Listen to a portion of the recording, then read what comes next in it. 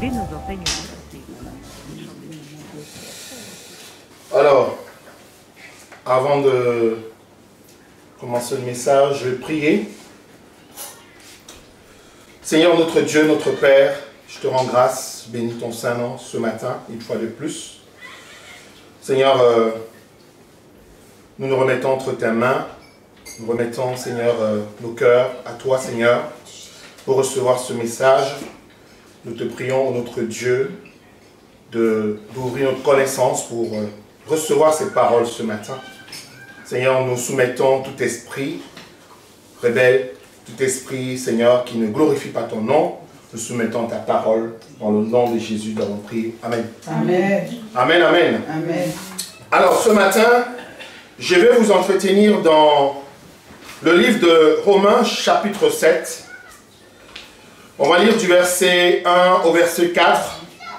Ensuite, nous irons dans Genèse. Nous irons dans Genèse, chapitre 2. Nous allons lire le verset 9, le verset 16 et 17. Ensuite, nous lirons Genèse 1, 29 à 31. Voilà. En premier temps, je vais vous conduire, ne vous inquiétez pas si vous n'avez pas bien noté. Nous allons commencer rapidement. Romains 7. Romains chapitre 7. Versets 1 à 4 pour l'instant. Je vais lire la parole de Dieu. Ignorez-vous, frères, car je parle à des gens qui connaissent la loi, que la loi exerce son pouvoir sur l'homme aussi longtemps qu'il vit. Ainsi, une femme mariée est liée par la loi à son mari tant qu'il est vivant. Mais si le mari meurt, elle est dégagée de la loi qui la liait à son mari. Si donc du vivant de son mari, elle devient la femme d'un autre homme, elle sera appelée adultère. Mais si le mari meurt, elle est affranchie de la loi, de sorte qu'elle n'est point adultère en devenant la femme d'un autre.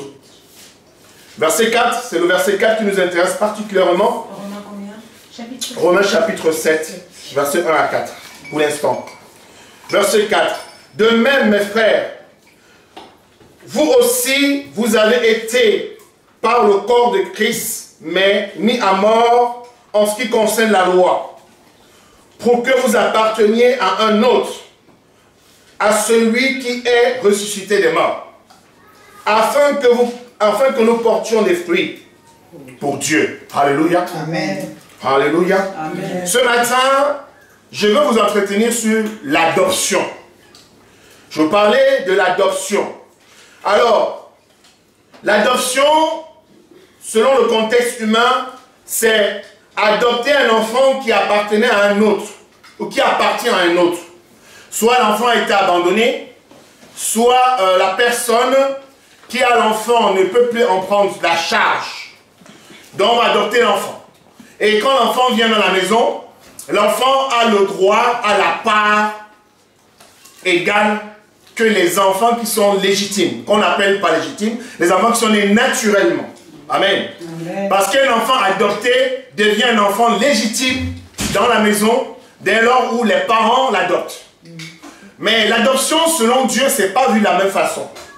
L'adoption selon Dieu, c'est que ce que nous allons lire, c'est que initialement, on appartenait à Dieu, nous étions les enfants de Dieu, avant la chute d'Adam. Maintenant, nous avons désobéi. Et comme nous avons désobéi, nous sommes passés sous la domination, ce qu'on appelle d'un administrateur ou d'un tuteur. Nous sommes passés sous la domination de quelqu'un d'autre qui est devenu notre père, selon la chair, qu'on appelle Satan. Et cette personne, c'est elle qui est devenue notre père. Mais ce qui s'est passé, c'est que Jésus-Christ, étant venu sur la terre, il nous a rachetés. Amen. Il nous a ramenés chez le Père. En fait, quand on dit qu'on est devenu enfant de Dieu, c'est qu'on était d'abord enfant de Dieu. On a perdu ce qu'on appelle notre nature. On a perdu ce qu'on était originellement. On est rentré dans le monde et maintenant, quand tu donnes ta vie au Seigneur, tu rentres à la maison. Amen. Amen. Tu reviens à la maison. Donc un enfant de Dieu, en réalité, c'est celui qui revient à la maison. C'est pour ça qu'on parle de la parabole du fils prodigue. Amen. Amen. Le fils prodigue, il était d'abord à la maison. Il est parti dans le monde s'amuser. Et quand il s'est rendu compte qu'il n'y avait plus rien, il s'est souvenu qu'il s'est souvenu de sa nature. Amen. Amen. Ce matin, le Seigneur veut nous amener quelque part dans sa parole. Il veut nous dire que quand un homme de son vivant, il est vivant et qu'il est marié à une femme, et que la femme est mariée à l'homme, si la femme se marie à quelqu'un d'autre, cette femme-là, elle est adultère. L'homme même qui prend cette femme vit dans l'adultère. Donc maintenant, il est écrit ici que nous qui connaissons ces choses, la loi, c'est exactement la même chose dans le cadre de l'adoption. C'est-à-dire que Dieu, pour nous ramener dans l'état originel, il ne pouvait pas juste venir comme ça, nous prendre. Dire que bon, voilà, toi tu viens avec moi. Il fallait qu'il rachète, il fallait qu'il donne le prix. Amen. Amen. Il fallait qu'il donne le prix. Et le prix, c'est ce que nous lisons ici, c'est que pour que vous apparteniez à un autre, de même mes frères, vous aussi, vous avez été par le corps de Christ mis à mort en ce qui concerne la loi. C'est-à-dire que maintenant, nous allons parler de ça, ce qui concerne la loi, verset 5, toujours dans Romains 7. On va lire le verset 5. Car lorsque nous étions dans la chair, les passions des péchés provoquées par la loi agissaient dans nos membres, de sorte que nous portions des fruits de la mort. Alléluia. Amen. Je vais te parler de ce matin de la conscience. Alors, la conscience, elle va naître, ou le caractère du péché naît à partir d'un moment où on te dit que ne fais pas ça. Tant qu'on ne t'a pas dit que ne fais pas ça, tu peux le faire du matin au soir, ce n'est pas un péché. Est-ce que vous entendez? Est-ce que vous me suivez ce que je dis ce matin? Amen.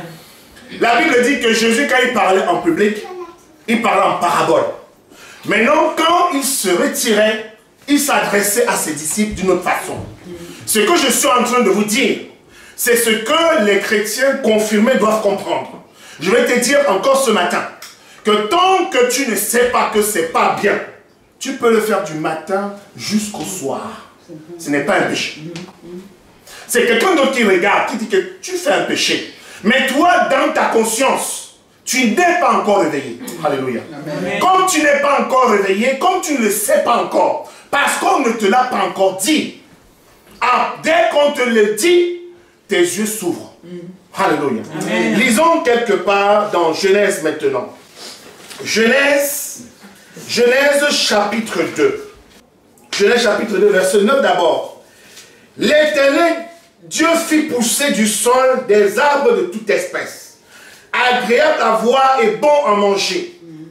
Et l'arbre de la vie au milieu du jardin. Et l'arbre de la connaissance du bien et du mal. Alléluia. L'arbre, c'est Dieu qui va planter dans le jardin. Il va planter l'arbre de la vie. Il y en a deux sortes d'arbres. L'arbre de la vie, c'est Jésus-Christ, qu'on ne connaissait pas encore sous ce nom. L'arbre de la connaissance du bien et du mal, c'est le diable.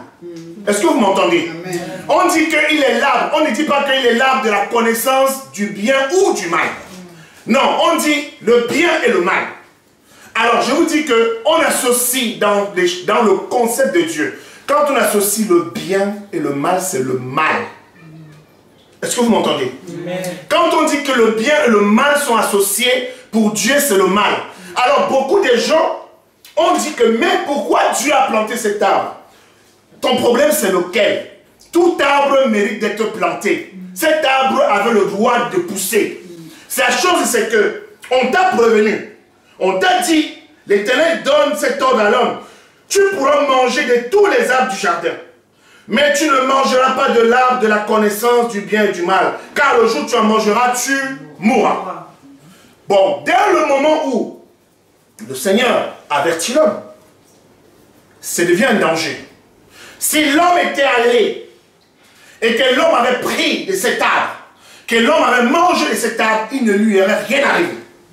Mais dès le moment où l'homme a eu la connaissance, parce que Dieu nous avertit, Dieu ne peut pas nous exposer, nous laisser aller sur un chemin s'il ne nous dit pas. Il dit que sur ce jardin, il y a le fruit du bien et du mal. Il y a l'arbre du bien et du mal. Et il dit également que dans ce jardin, au milieu du jardin, il y a l'arbre de la vie. Alléluia. Amen. Genèse 1, verset 29 à 31. Restez sur le livre de Genèse. Après, on va revenir sur Romains. Et Dieu dit, voici, je vous donne toute herbe portant de la semence qui est à la surface de toute la terre.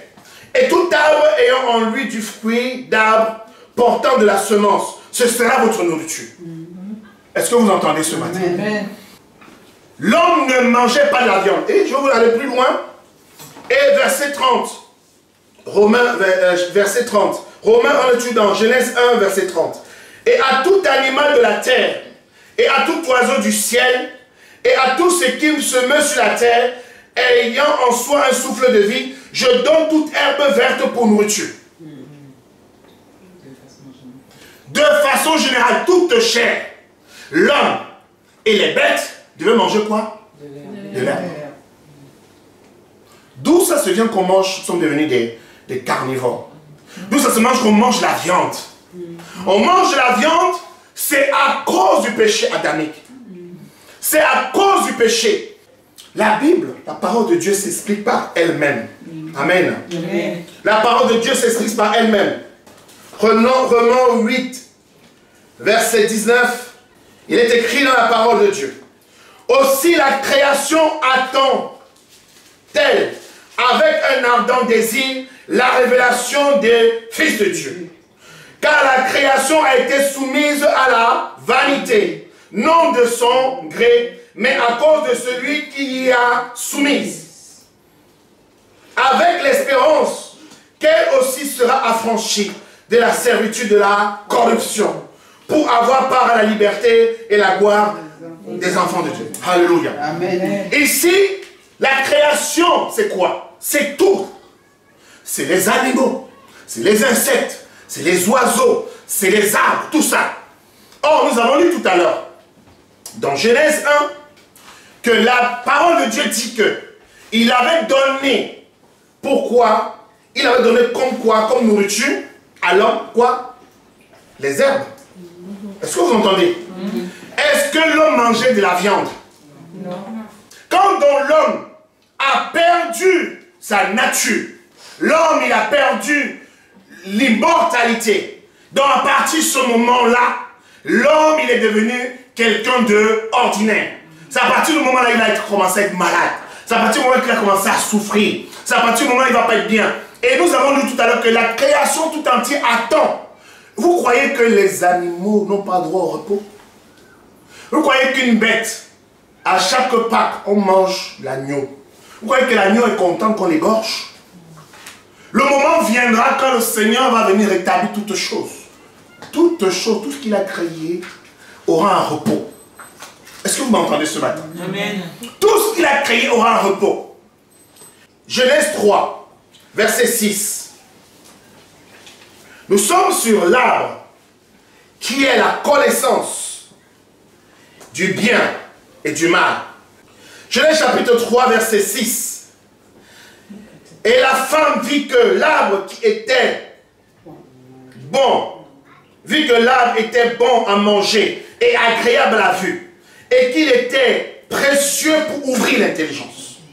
Elle prit de son fruit et en mangea et donna aussi à son mari qui était auprès d'elle, et ils en mangèrent. Alléluia. C'est ici la première infraction. Donc, je suis en train d'enseigner un certain nombre de choses qu'il faut que je rentre dans la profondeur des enseignements. Je vous parlerai du ministère de la femme, je vous parlerai de la place de la femme dans l'église. Vous comprenez que dans ce verset dérivé, quand l'apôtre Paul enseigne plus tard, il dit que la femme ne doit pas se mettre dans une position d'autorité. Par exemple, là, je suis dans une position d'autorité. Parce que j'enseigne la parole de Dieu. La femme ne doit pas enseigner dans l'église. Parce qu'il est clairement dit que parce qu'elle a été coupable de transgression, c'est elle qui a été séduite et non l'homme. Est-ce que vous avez compris? Amen. Ça vient d'ici. Donc vous comprenez que cet acte-là est capital. C'est à cause de cet acte-là que le péché rentre dans le monde. C'est à cause de cet acte que nous sommes devenus ce que nous sommes devenus aujourd'hui. Je continue. Il est écrit dans la parole de Dieu que cet arbre qui est l'arbre de la connaissance du bien et du mal, cet arbre représente le diable. Satan, il est plein de sagesse. Satan, il est plein d'intelligence. Satan, il est aussi rusé. C'est par la ruse et la tromperie que Satan arrive à ses fins. Est-ce que vous me suivez? Satan, quand on lit plus tard ce que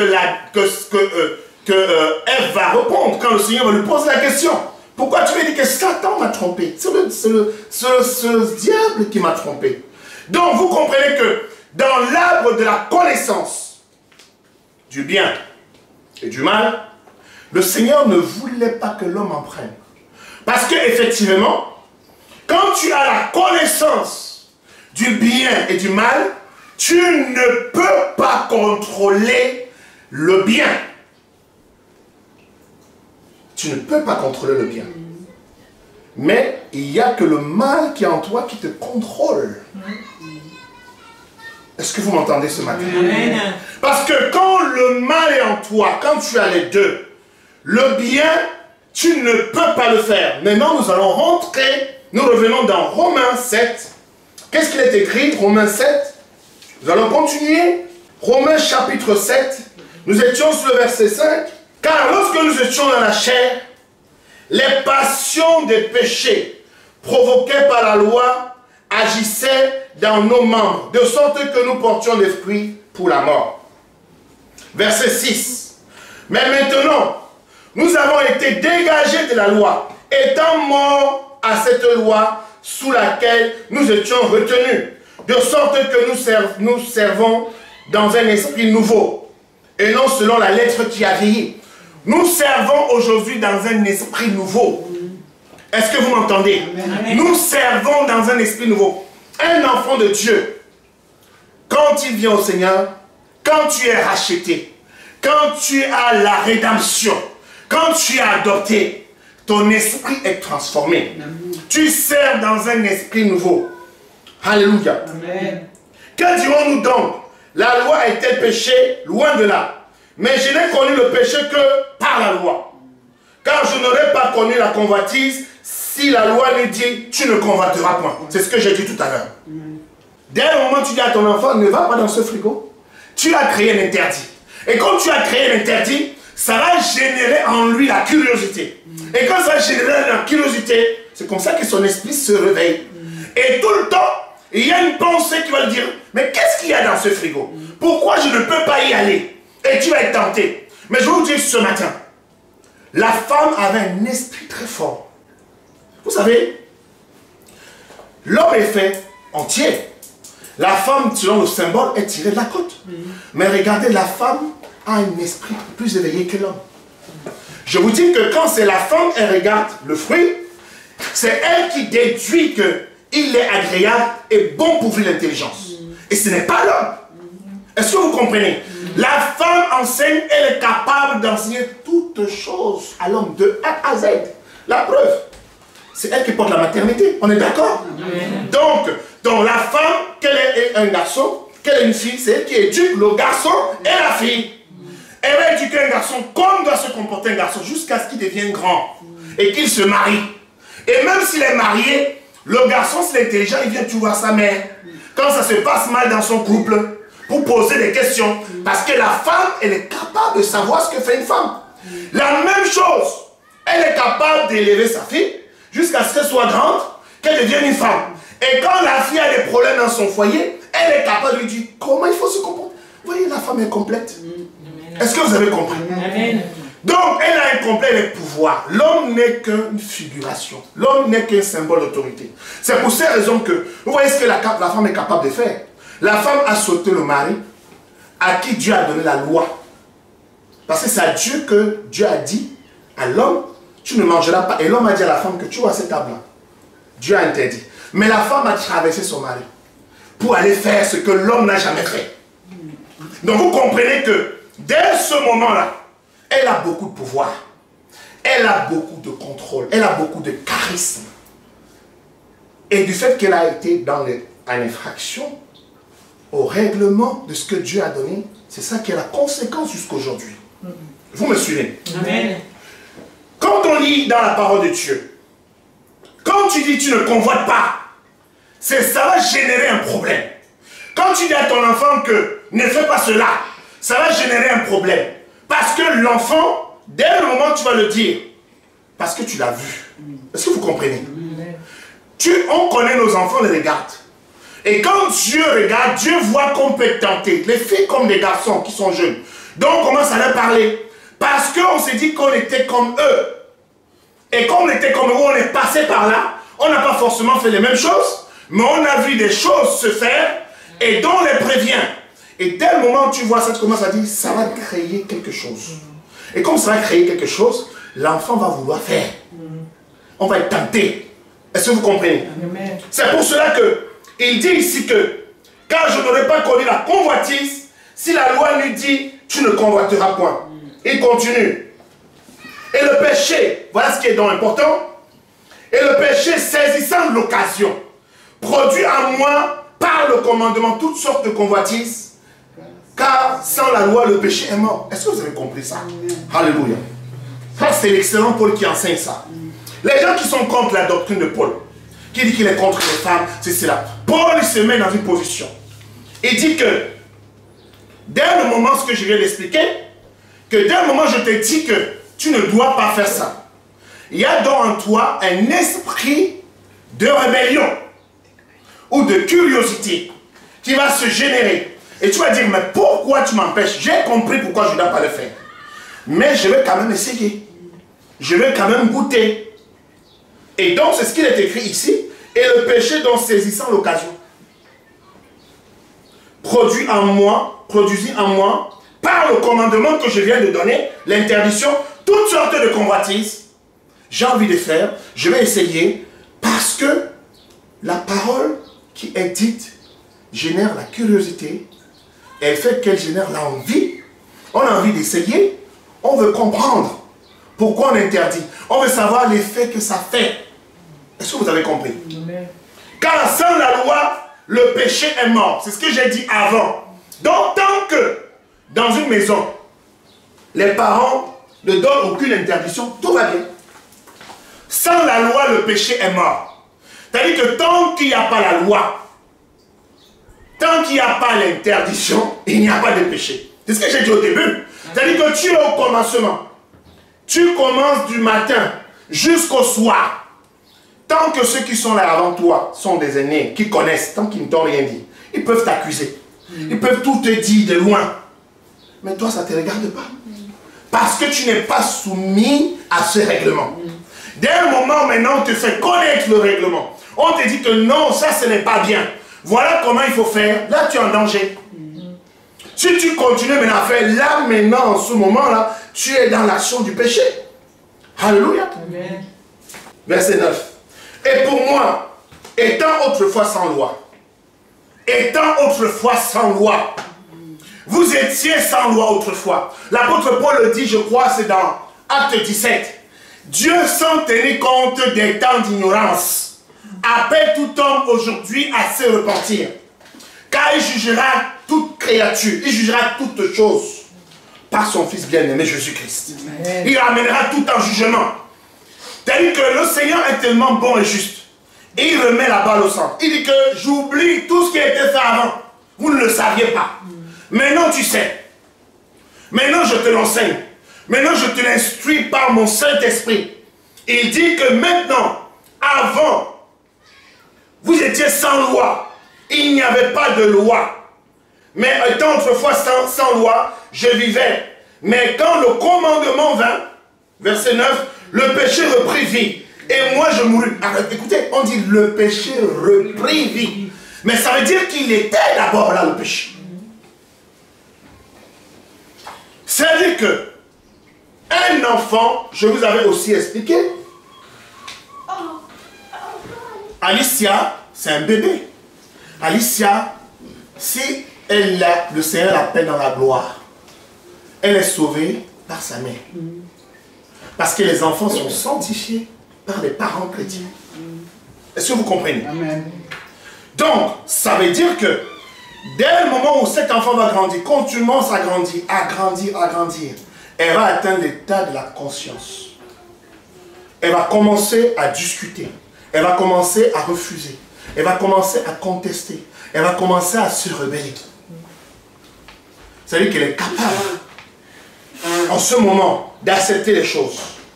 Et donc, le commandement qui est là, va, qu'on appelle quoi? Car, de sorte que, nous y sommes là, pour moi, étant autrefois sans loi, je vivais, mais quand le commandement vint, le péché reprit vie et moi je mourus. Si le péché prend place, la Bible dit que la conséquence du péché, c'est la mort. La mort, la destruction. C'est la mort et la destruction. Et celui qui est venu changer les choses, celui qui est venu te retirer de la loi, parce que nous sommes encore sous la loi, nous avons une loi qui perdure. C'est la loi de la mort. Que tu sois saint, que tu ne sois pas saint, nous allons tous mourir. Est-ce que vous comprenez? Amen. La femme, qu'elle fasse qu'elle veuille, elle accouchera toujours comme une femme. Si elle est une femme naturelle, à moins qu'elle soit une femme modifiée, parce qu'aujourd'hui on a des techniques, des sciences qui sont en train d'évoluer. Mais c'est la femme, selon comme Dieu a créé. Si tu es l'homme, comme selon Dieu t'a créé, tu meurs du mort naturel. Est-ce que vous me suivez? Et donc, par la suite, ici, qu'est-ce qui est écrit dans la parole de Dieu? Le commandement, ainsi, qui conduit à la vie, se trouvant par moi, me conduire à la mort. Voilà les lois qu'on nous a données. On nous a donné tellement de lois. Parce que la Bible déclare quoi? La loi a été donnée par Moïse. Amen. Et la grâce est venue par Jésus-Christ. Donc, étant donné qu'aucune personne ne peut obéir à 100% à la loi. Alléluia. Amen. Donc, la grâce va venir, elle va surabonder. Amen. Amen. Pour te donner la possibilité. C'est ce qu'on appelle, celui qu'on appelle Jésus, qui est dans l'arbre de la vie. Si tu manges de ce fruit, parce qu'Adam ne pouvait pas manger de ce fruit au jardin d'Éden. Quand il a péché, les deux chérubins sont venus pour protéger le chemin qui mène à l'arbre de la vie. Parce qu'il est clairement dit que si l'homme mange de cet arbre, il ne mourra plus. Or, si tu ne meurs plus étant corrompu, le péché reste éternel sur la terre. Mais il fallait d'abord que tu sois transformé. Amen. Amen. Et maintenant, quand tu es transformé, tu manges à l'arbre de la vie. Amen. Amen. Cet arbre de la vie qui te maintient vivant éternellement. C'est pour ça que l'apôtre dit que nous sommes vivants. Je dis, tu seras vivant tant même tu seras mort. Mais tu es mort selon quoi? La chair. Amen. Amen. Parce que la chair, elle obéit aux lois naturelles de Dieu. Alléluia. Amen. Donc c'est dit que ne regarde pas que tu es malade. Ne regarde pas que tu es rongé par une maladie. Ne regarde pas le truc. Mais dis-toi que la personne intérieure se régénère. Amen. C'est comme ça qu'il faut comprendre les choses. Amen. Et ainsi donc, le commandement qui conduit à la vie se trouvant pour moi me conduire à la mort. Et quelle est donc l'importance? Dieu donc, qu'est-ce qui s'est passé? Donc nous avons donc exposé nos enfants. Dès le moment où tu dis à l'enfant, ne touche pas au radiateur parce que ça chauffe. Et l'enfant va vouloir toucher au radiateur. Et l'enfant va se brûler. Parce que dès le moment où tu as dit, en même temps tu as averti, parce que si tu n'es pas là demain, si l'enfant se brûle, tu es responsable. Mais si tu as averti, l'enfant est responsable. Mais je vais vous dire une chose, que l'enfant seulement, ce n'est pas responsable. Toi aussi, tu es responsable. Parce que tu n'as pas protégé le radiateur. Est-ce que vous me suivez? Le Seigneur est responsable de nous. Il sait que le péché dans lequel nous sommes, il est responsable. Dieu ne fit pas ses responsabilités. Nous croyons que souvent, comme j'entends certaines personnes dire, oui, mais c'est Dieu qui a mis cet arbre-là. Pourquoi Dieu a mis cet arbre? Dieu, c'est lui, il l'a mis. Mais il a donné une solution aujourd'hui. Amen. Amen. Et Dieu veut aujourd'hui, plus que donc tu es devenu comme lui. Parce que Dieu connaît la science du bien et du mal. Mais la Bible dit qu'il n'est pas tenté par le mal. Mais la chose c'est que toi tu connais la science du bien et du mal. Mais tu ne peux pas contrôler le bien. Mais c'est le mal qui te contrôle. Mais il y a une personne qui est venue sur la terre, qui s'appelle Jésus. Amen. Amen. Qui est passé par les mêmes voies. Vous savez, Dieu est immense et grand. La même femme, comme je l'ai souvent dit, comme vous le savez très bien, la même femme qui a permis que le péché rentre dans le monde, c'est par la même femme que la vie est arrivée dans le monde, par nous-mêmes. Aucun homme n'est né sur la terre s'il n'est passé par une femme. Et c'est cette femme-là qui a mis le sauveur au monde. Alléluia. Amen. La femme doit regarder quelle est sa dimension dans l'église, dans le foyer. Pourquoi elle cherche absolument à prendre l'autorité? Elle a déjà assez d'autorité. Les femmes ont excessivement d'autorité. Vous ne vous rendez pas compte de l'autorité que vous avez. Vous avez un excès d'autorité. Et c'est pour cela que l'homme est faible. Si l'homme est faible, s'il n'était pas faible, il n'aurait pas mangé ce que sa femme lui a donné. Il aurait dit à sa femme, tu ne manges pas. Je ne t'accompagne pas dans cette rébellion. Mais il a mangé. Et l'homme, quand Dieu est venu, il a accusé Dieu. Mais Dieu n'a rien dit. Parce que l'homme avait raison. Donc dit, c'est la femme que tu m'as donnée. L'homme, nulle part, vous n'écrivez, trouvez dans la Bible qu'il a demandé à Dieu une femme. C'est Dieu qui a dit. Et je crois à la souveraineté de Dieu, qui connaissait que l'homme était seul, qu'il avait besoin d'une femme. Il a dit qu'il n'est pas bon que l'homme soit seul, créons-lui une aide. Mais l'homme, il accuse Dieu. Sur le plan humain, il se débarrasse d'un problème. Mais il est responsable. Il aurait pu dire à sa femme, ne fais pas ça. Mais il n'a pas dit. La Bible dit qu'il n'était pas loin, il était à côté. Verset 11, toujours dans Romains 7. Car le péché saisissant l'occasion, me séduisit par le commandement, par lui me fit mourir. Et la loi donc est saine, et le commandement est saint, juste et bon. Oui. Mais bien aimé, la loi est saine. Elle est une loi, elle est sainte, et le commandement est saint. Ce que Dieu nous a donné sur les 10 commandements, ce sont des commandements saints. Ces commandements nous permettent de régler des problèmes en société. Les 10 commandements n'aura pas besoin au ciel. Ces 10 commandements, tu aimeras l'Éternel comme toi-même, tu honores ton père et ta mère, tu ne commettras pas l'adultère, c'est pour régler des problèmes en société. Donc ce sont les 5 commandements. Et verset 13. Ce qui est bon a-t-il donc été pour moi une cause de mort? Loin de là. Mais c'est le péché, afin qu'il se manifestât comme péché en me donnant la mort par ce qui est bon. Et que par le commandement, il devient condamnable au plus haut niveau. Bon. Nous allons tirer vers la conclusion. C'est quoi? Le mal était là. Et Dieu savait que l'homme qu'il a créé, quoi qu'il arrive, il allait y passer. C'est la vérité absolue. Si je vous dis aujourd'hui que Dieu ne savait pas que Adam allait pécher, c'est faux. Dieu savait qu'Adam allait pécher. Mais seulement ce qui se passe, c'est que Dieu voulait amener Adam à un autre niveau de maturité qu'il n'avait pas. Souvenez-vous que Adam n'est pas né d'une femme.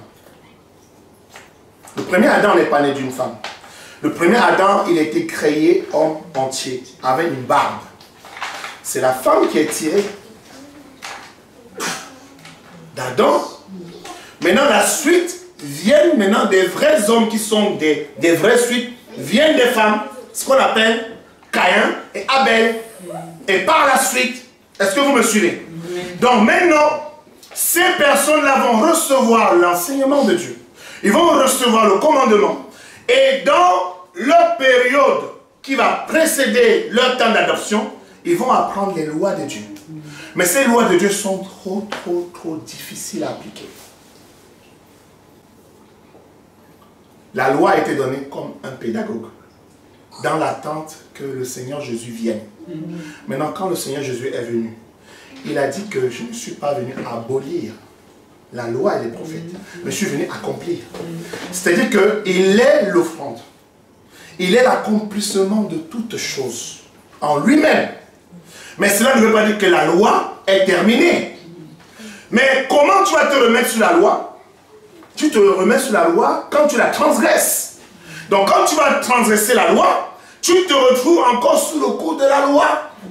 Mais la Bible dit que ceux qui marchent selon l'esprit, ceux qui sont rachetés, ne sont plus sous la loi, mais ils sont sous la grâce. Est-ce que vous comprenez ce que je vais dire? La loi ne concerne pas ceux qui ont été justifiés en Jésus. Parce que quand tu es justifié en Jésus, tu es sous la grâce. Tu n'es plus sous la loi. Mais c'est l'homme lui-même ou la femme elle-même qui va se remettre sous le coup de la loi. Verset 14. Nous avons en effet que la loi est spirituelle. Mais moi je suis charnel, vendu au péché. Car je ne sais pas ce que je fais. Nous sommes dans le verset 15. C'est l'apôtre Paul qui le dit. Je ne sais pas ce que je fais. Je ne fais pas ce que je veux. Et je fais ce que je hais. Est-ce qu'il vous arrive de faire des choses que vous n'aimez pas? Il vous arrive de faire des choses que vous n'aimez pas? Quand je dis des choses que vous n'aimez pas, les choses ne sont pas bonnes. Des mauvaises choses. Tu sais que ce n'est pas bien, mais tu es en train de faire. Et quand tu as fini, même avant de commencer, tu sais que ce que je suis en train de faire n'est pas bien. C'est la parole de Dieu que nous lisons. Hein. Vous savez, n'allons pas très loin, nous allons compliquer la vie. La parole de Dieu est claire. L'apôtre Paul lui parle. Il dit que car je ne sais pas ce que je fais. Je ne fais point ce que je veux. Et je fais ce que je hais. Voilà. Paul qui est saint, qui a écrit les épîtres, il est en train de le dire. Donc, qu'est-ce qui va te donner l'authentification d'être un enfant de Dieu? Un enfant de Dieu, c'est celui quand il est dans le péché, ou quand il est en train de commettre un péché, son cœur bat la chamade. Vous comprenez ce que je veux dire? Si tu fais quelque chose et que ta conscience ne te juge pas, si tu fais quelque chose de mal et que dans ta conscience tu le fais sans problème, tu n'es pas un enfant de Dieu. Parce que ce qui met le cachet en toi, le sceau de Dieu, j'ai déjà parlé de ça sous le Saint-Esprit, c'est que ceux qui sont scellés par le sceau de Dieu que le Saint-Esprit, quand tu fais quelque chose qui n'est pas bien, ton cœur n'est pas bon, tu le sens comme il bat, tu n'es pas à l'aise. Et quand tu as fini de faire ce que tu as fait, quand tu rentres, tu pleures même. Il y a des gens, quand ils ont commis un péché, quand ils ont fini, pleurent. Parce qu'ils sont mal à l'aise.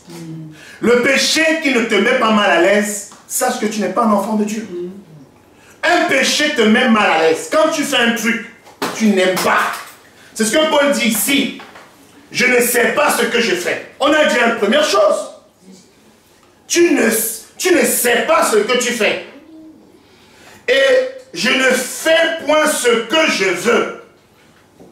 C'est-à-dire que je suis amené à faire des choses dans mon travail, dans la vie de tous les jours, dans mon foyer, avec mes relations dans le monde.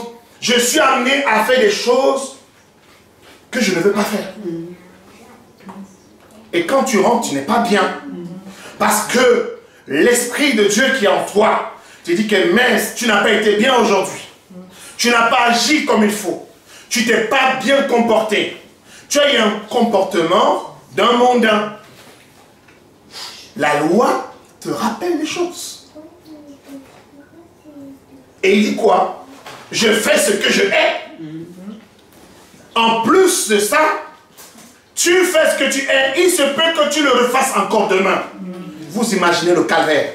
C'est ce que la parole de Dieu dit, que la créature, la création entière a été soumise à la vanité. Et elle attend la révélation des fils de Dieu. Quand l'Esprit du Seigneur n'est pas né en toi, quand le Fils de Dieu ne s'est pas levé en toi, quand le Fils de Dieu ne s'est pas manifesté, tu es soumis à la vanité. Tu es soumis à la souffrance. C'est pour cela que tous les jours de notre vie, nous gémissons, nous soupirons et nous attendons la délivrance. Est-ce que vous m'entendez?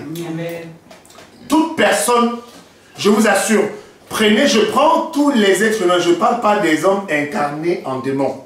Je parle des hommes qui sont nés d'hommes et de femmes. Prenez n'importe qui. Même ceux qui ont quitté l'église, même ceux qui ont rétrogradé, ils ont des moments dans leur vie qu'on appelle des moments de médiocrité, des moments de vanité. C'est-à-dire qu'ils restent, ils pleurent. Ils se posent des questions dans leur vie. Comment est-ce qu'ils vont s'en tirer? Comment est-ce qu'ils vont sortir de cette vie? Ils sont dégoûtés de la vie. Après s'être assis, s'être interrogé, il se lève encore. Il va qu'à leurs occupations de tous les jours. Vanité de vanité, tout est vanité. Jusqu'à ce que le Seigneur ait pitié d'eux. Jusqu'à ce que le Seigneur se révèle à eux. Ce n'est pas moi qui change le cœur de quelqu'un. Je ne suis qu'un être humain. Je prêche une parole. Il se peut que la parole te touche.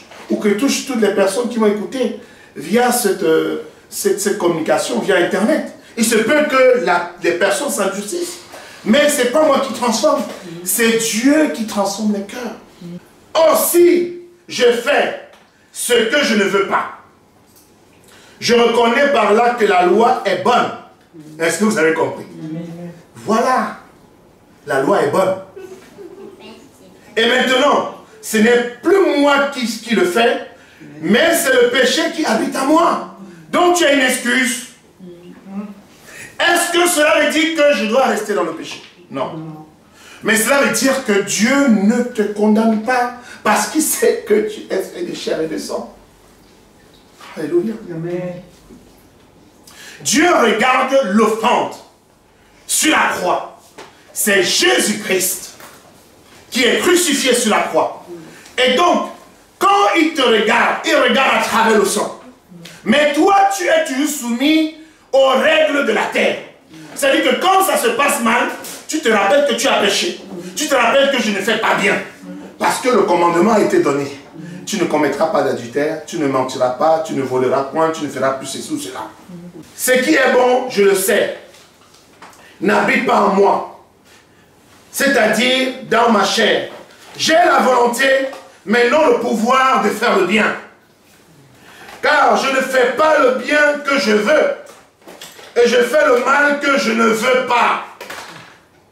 Et si je fais ce que je ne veux pas, ce n'est plus moi qui le fais, c'est le péché qui habite en moi.